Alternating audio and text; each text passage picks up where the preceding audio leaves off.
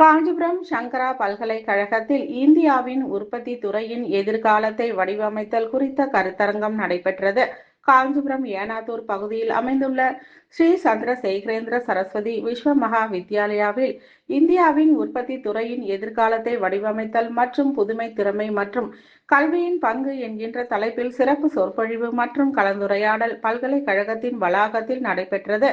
நிகழ்ச்சியில் பல்கலைக்கழகத்தின் துணை வேந்தர் சீனிவாச வரவேற்புரையாற்றி வாழ்த்துரை வழங்கினார். இதனைத் தொடர்ந்து தலைமை விருந்தினராக சென்னை சன்மார்க் குழுமத்தின் தலைவர் என். குமார், ஐஐடி மெட்ராஸ் இயக்குனர் வி. காமகோட்டி மணிபால், கல்வி மற்றும் மருத்துவ குழுமத்தின் துணைத் தலைவர் வைத்தீஸ்வரன் ஆகியோர் சிறப்புரையாற்றினார்கள்.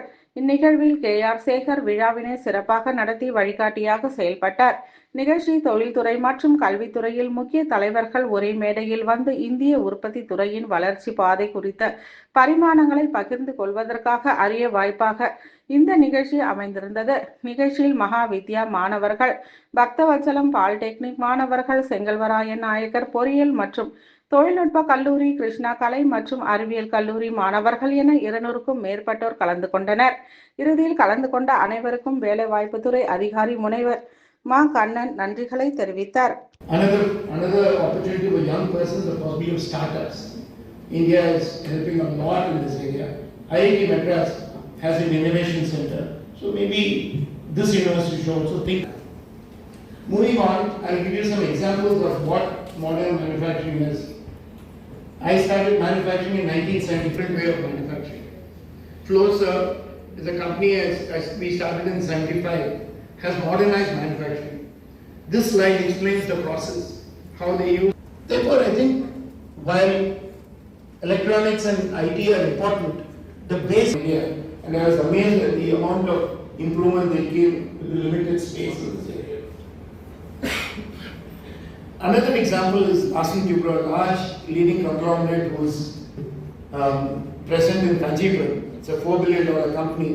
They have a very large heavy engineering facility in Hassia. They have modernized the entire area where the various automation system, building, enterprise system, etc. Sensors, everything is used to a large extent. This is another area where we do testing. To address the gathering.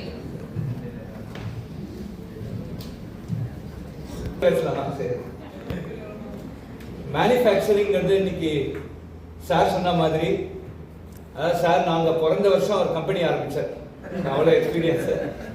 So ஒவ்வொரு செக்டார்லேயும் நமக்கு இன்னைக்கு help பண்ணுறது. குறிப்பாக நீங்கள் operation Sindoor அதில் தான் அவர் முடித்தார், அதில் நான் ஆரம்பிக்கிறேன். இன்னைக்கு ஆப்ரேஷன் சிந்தூரில் 5 நம்ம யோசிக்க வேண்டிய விஷயம். ஒன்று, நம்ம பாகிஸ்தான் அடிச்சதே அங்கே இருக்கிற சிவிலியனுக்கு அவன் என்ன தப்பு பண்ணான்? அங்க இருக்கிற டெரரிஸ்ட் தான் நம்மள அட்டாக் பண்ணாங்க இல்லையா? எஸ்ஆ இல்லையா? எஸ்ஆ நோவா?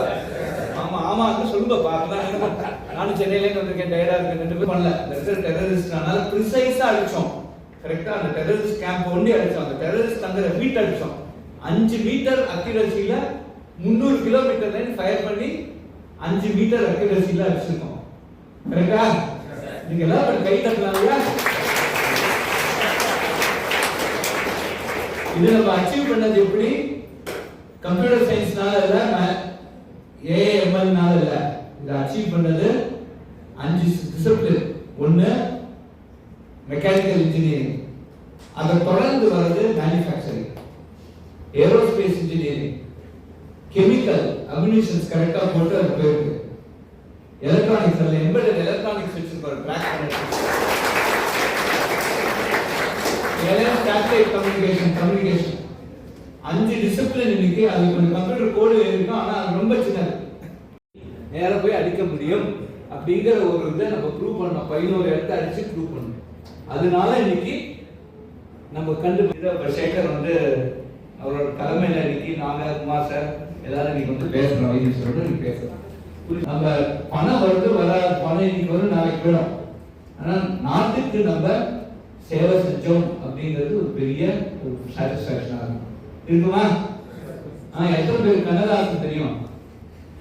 கண்ணதாசன் யாருக்கு தெரியாதா?